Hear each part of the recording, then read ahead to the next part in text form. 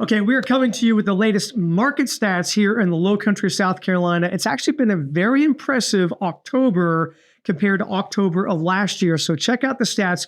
We're also talking about practical and great ideas for the best return on investment. Where should you be putting your money in your house in this off season? So let's get after it.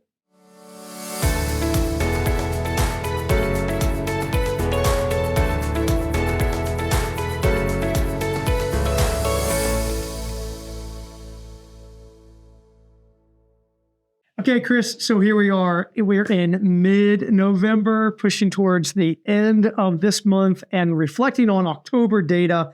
Always like to bring to you guys just what's happening with the data. So pretty flat in terms of number of listings that came on the market this last October compared to October 23.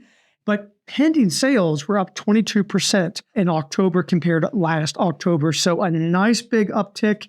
And we talked about the election, wondered whether or not there might be something post-election happening in that realm. So perhaps there's a function of that. Number of closed sales down just a hair, but year-to-date number of closed sales through October of this year compared to October of last year, almost dead equal. Okay. I think it's up 1%. Average sales price, list price ratio tucked in just under 98% now. Remembering it used to be over 100%.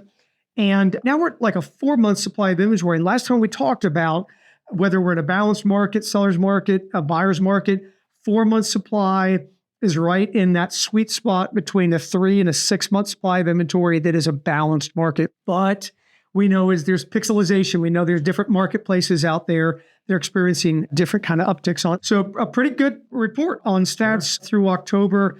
And looking forward to kind of see what maybe Thanksgiving holiday distraction kind of component brings about as we wrap up here. But I wanted to talk today about, we field phone calls from folks all the time, clients for life and other folks that are just like, hey, where do I spend my money? Where's the best return on my money? And this was a longtime client for life that called. And I thought, well, let's just kind of chat about what that call was like and what we chatted about, and maybe some other things that we wanted to add in that mix. So he called, he's like, all right, Chip, I need about a half an hour of your time. Can I get it? I want to talk about some things I'm thinking about. The first thing he was thinking about was, do I pull out all the insulation and put in spray foam insulation? If most people have heard about spray foam insulation, there's different types of that. Some folks put it under their home, some folks put it up in their attic, some folks do both, and some other components. And he said, do I have to do that?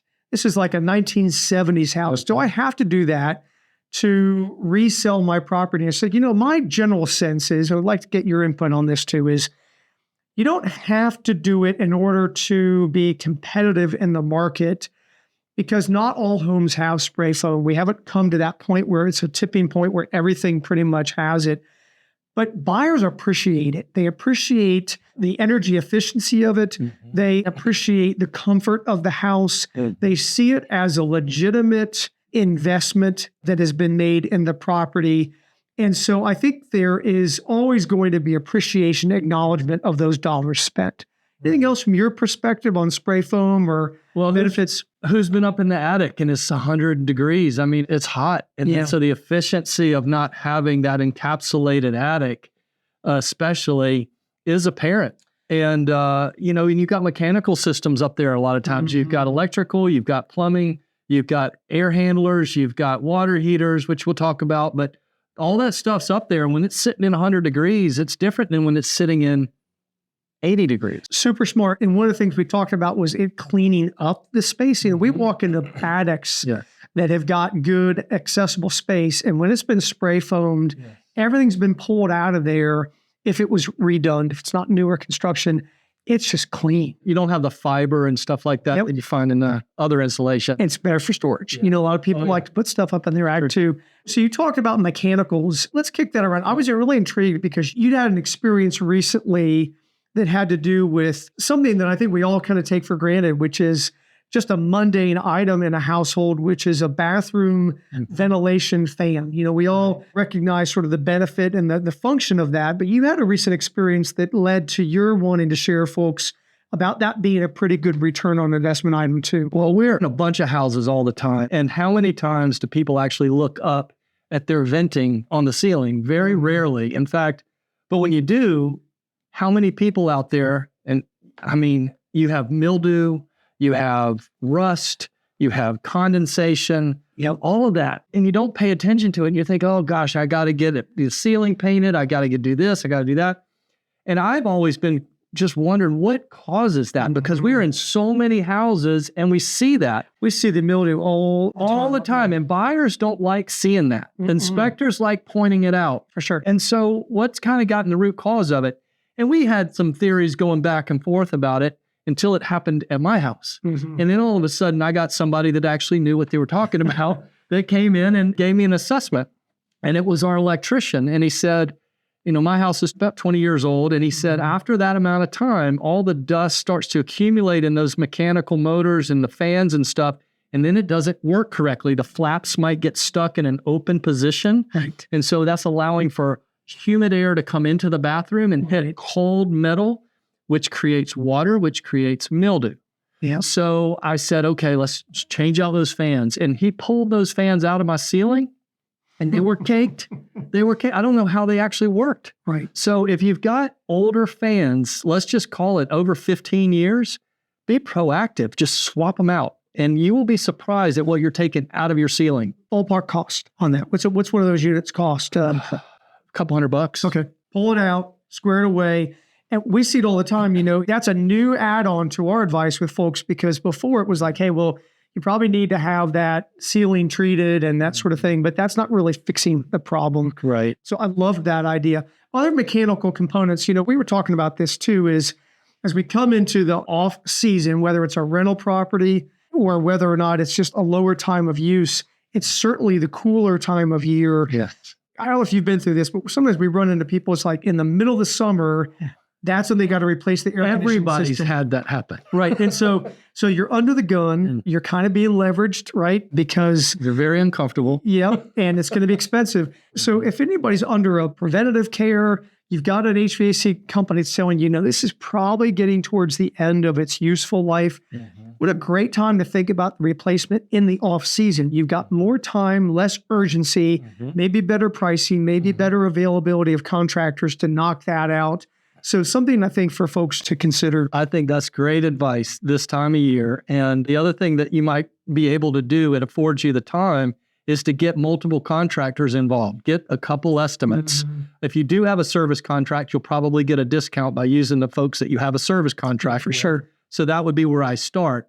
But I would also just ask around, because mechanical systems like air handlers and air compressors and things like that, there's a lot of different varieties. You can pay a ton. You can pay twice as much for one system over the other. And you need to understand, what kind of benefit am I actually pulling out of this system? And is it worth the extra investment? I think from a resale perspective, as long as they're new and current and efficient, I think having a $10,000 machine versus a $20,000 machine, both put in this past year, a buyer's going to see them the same. Yeah, absolutely. And there are options. People have sensitivity to better air filters, light filters, and that sort of thing. Certainly things to consider. You can spend a lot of money on an air conditioning system, but in some cases, to your point, you're just kind of looking to check a box. Is the air conditioning system new? Is it more efficient than the one that was 20 years ago? All day. Yes, that's a nice up. The funny quick add-on on that is some of the air conditioning systems that were built 30, 40 years ago are still running. Yeah, right, because they don't build them like they used to. And one of the other ones we talk about, just as an add-on there, is water heaters. If you haven't heard the stories about people having water heaters explode in their attic or having water leak issues, if you've been down that road, it's not a pretty road to be down. So always be mindful about that. That's one to be proactive on, because you just don't want to go down that road. So check your water heater if it's got any sign of rust. If it's a system that's probably 10 or more years old, it's probably worth looking at. There are programs that you can jump into. Pullman Electric still has a program where you can kind of pare out the cost of that over time. It's totally worth looking at that in this off season. There's no question. It's worth being proactive on that. Like you said, inspectors, if they see something over 10 years, they're going to call that as it's kind of exhausted its life expectancy. Yeah. And then the other thing is insurance. If you do something like that, if you replace something like a water heater, let your insurance company know that you're being proactive. And that'll go a long way as well. One last thing on insurance too, and we had this happen recently, sort of the first time I'd seen this happen categorically. We've talked about it being a hard insurance market. We know there's fewer companies that are writing in higher risk locations. We know the cost has gone up. As those insurance companies get more sensitive about the age of a water heater, the electrical system, et cetera. The roof. The roof. This was enlightening, though. They're particularly sensitive now to trees near or hanging over the property. And we had a client that reached out to us recently. We helped get them connected with a couple of different insurance agents. They were actually able to find a good premium for the policy. But then a month later, the company said, "Oh, we've been to the house and everything looks good except all those tree limbs hanging over the house." So they ended up having to get with the tree company to pull those limbs away from the house, which honestly is probably better for peace of mind anyway. But I'm making note of it because the more and more insurance companies are thinking about it, the more we're going to hear about it. And we're coming into a good time of year where those folks aren't quite as busy maybe, or they're going to have a little bit more bandwidth, get some estimates from tree companies, figure that out, maybe be proactive about talking to your insurance agency about. I think that's in practice what you preach. I mean, I do that every year. Yeah. Every year we got a tree company that comes in, local tree company comes in, and they just clean it up. Yeah. You know, they just get any branches that are starting to work their way over to the house, anything dead.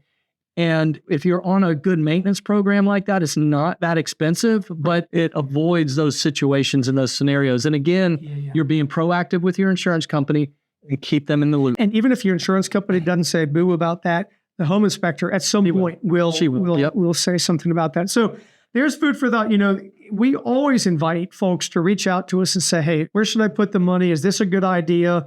What do you think about this versus that?" We want folks to make good decisions on their real estate investment over time for your enjoyment. Always thinking about resale down the line, whether that's way, way down the line. Making good decisions now sometimes pays off as opposed to us getting in somebody's house and seeing like, "Oh, you didn't do that," or maybe wish we talked to you about X, Y, and Z. Right. We don't have all the answers, but we're certainly going to give a good run at it. So hopefully that was helpful for you guys, and we'll talk to you guys soon.